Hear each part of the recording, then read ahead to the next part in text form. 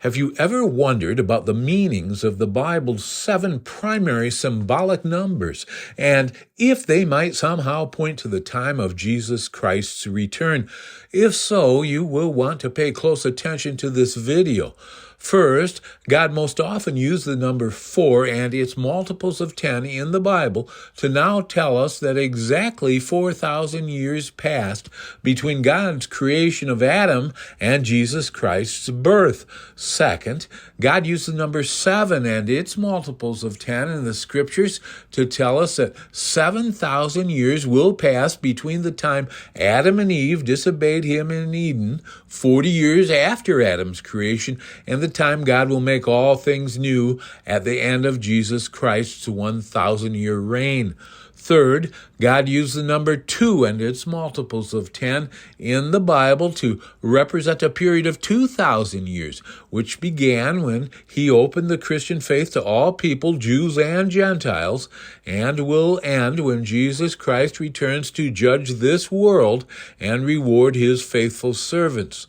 Fourth, God used the number 3 and its multiples of 10 in the Scriptures to point to a 3,000-year period of time that began when the first Gentiles were baptized as Christians and will end at the conclusion of Jesus Christ's millennial reign. Hang on for one more minute. Just 3 more of these numbers to go, and the last one is the most fascinating. Fifth, God used the number 6 and its multiples of 10 in the Bible to tell us that the world as we know it will be 6,000 years old when Jesus Christ returns to judge it, counting from the time Adam and Eve disobeyed God in Eden. Sixth, God used the number 10 and its multiples of 10 in the Scriptures to direct our attention to Jesus Christ in 2 ways. First, to tell us that he was born exactly 1,000 years after Solomon dedicated God's temple in Jerusalem. And second, because the Bible tells us Jesus Christ will rule all the earth for 1,000 years.